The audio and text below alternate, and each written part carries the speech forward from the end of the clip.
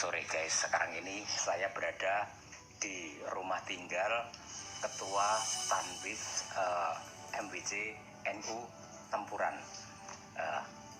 Inilah figurnya. Selamat sore bro. Selamat sore juga, sehat walafiat. Ya, ini saya manggilnya bro karena masih kultur mudanya masih nampak, sekalipun sebetulnya di sini disebut Mbah juga ya. Iya, Mbah Nom.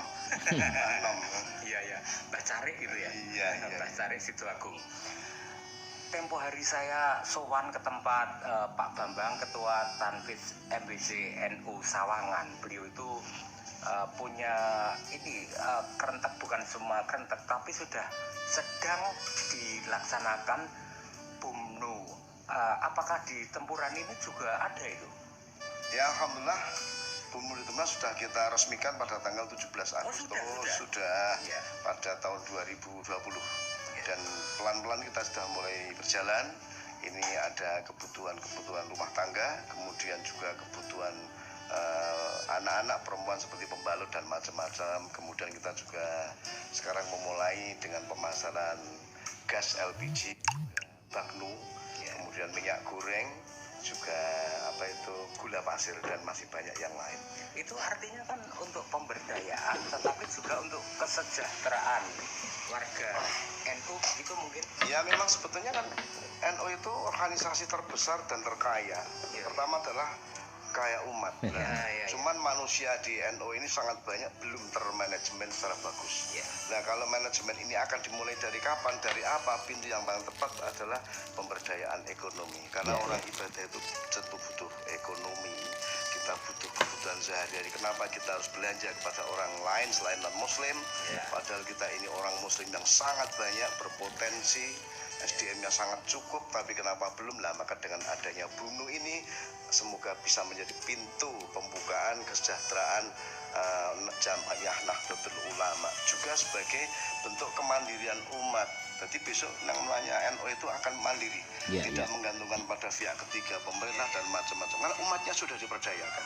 Cuman kita membutuhkan manajerial yang sangat tangguh saja, dan boleh dikatakan istiqomah, sabar, ikhlas untuk berjuang. Sekarang kalau boleh saya urun ide ya, kalau NU itu mendirikan misalnya Numar, itu bagaimana? Di Tempuran. Sebetulnya Numar itu perkembangan daripada BUMNU lah, karena BUMNU kalau di kami ini menjadi induk di pemberdayaan ekonomi. Nanti yang mengembangkan melalui tokonya langsung, yaitu dengan Numat. Ini sudah kita agendakan bahwa kantor NU itu yang bawah nanti akan kita gunakan untuk pertokoan, kemudian nanti atas untuk kegiatan organisasi. Sudah teragenda, cuman semuanya butuh proses. Kita akan menjalani semuanya. Dan kita juga selalu minta bimbingan dari Borobudur sudah ada Numar belum, Pak? Pak? Semua MBC nanti BUMNU ini berjalan, ya secara otomatis NU ini akan mandiri, betul akan mandiri. Ini ada lagi satu pertanyaan, ini harus dicetar pertanyaan yang moga-moga pertanyaan saya ini juga kontekstual dan universal. Orang-orang Eropa ini kok banyak yang ke markasnya NU. Sebetulnya ada apa dengan NU itu loh? Ya, kalau boleh dikatakan secara jujur, mereka adalah mendapatkan hidayah dari Allah.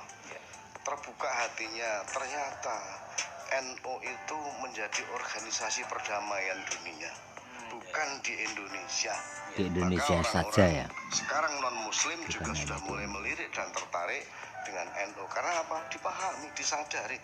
Kalau non-muslim masuk ke Islam itu berarti karena cerdas. Tapi kalau orang muslim keluar dari NU, dari Islam, berarti karena beras. Itu saja bahasanya. Guys, ini bincang-bincang yang santai, yang rileks, tetapi semoga insya Allah menginspirasi. Indonesia ini kan situasinya lagi kayak gini. Saya mendaulat Mas Bro ya untuk memberi pesan atau ya input untuk anak-anak muda Indonesia. Monggo. Ya, khususnya untuk anak-anak muda itu generasi kita, maka baik dan tidaknya pemuda itu tergantung kita. Kemudian baik dan tidaknya negara dunia ini besok tergantung pemuda. Kita ada di level tengah-tengah. Kita bisa memanajemen pemuda atau tidak. Kalau kita bisa memanajemen, maka akan menjadi pimpinan yang soleh, pimpinan yang tangguh, ya perjuangan kita. Kalau tidak, jangan diharapkan kita besok akan diperhatikan oleh generasi muda. Maka generasi muda menjadi harapan bangsa untuk menjaga NKRI dan melestarikan Islam. Setuju. Kita tugasnya adalah membimbing, membina para kader-kader muda agar jangan sampai salah didik. Kalau salah didik, mesti akan salah langkah. Kalau salah langkah, otomatis akan membuat bubrah. Itu saja sekali. Nah, satu lagi ya, Mas Bro ya. Saya mengikuti akun YouTube-nya Mas Ganjar Pranowo tentang penyatuan tanah dan air di Kalimantan itu sebagai titik awal pembangunan ibu kota Nusantara. Kalau respon panjenengan bagaimana coba? Kalau saya sangat setuju sekali. Ya. Karena memang negara sudah seperti ini, kondisinya sudah seperti ini, pemerintah di DKI Jakarta ini sudah koyo-koyo sudah tidak nyaman. Sumpah Karena gitu ya? saking padatnya arus lalu lintas dan manusia, maka kalau dipindah itu tentunya kan hanya melanjutkan saja. Ini juga sudah menjadi agenda Gus Dur pada saat menjadi presiden. Sudah ada agenda bahwa pemerintahan pusat itu harus dipindah di Kalimantan. Nah, di sana masih sangat ladang, masih sangat luas, kebutuhannya insya Allah akan terpenuhi. Andai kata ada orang-orang yang tidak senang, di dunia tidak pernah ada yang sempurna.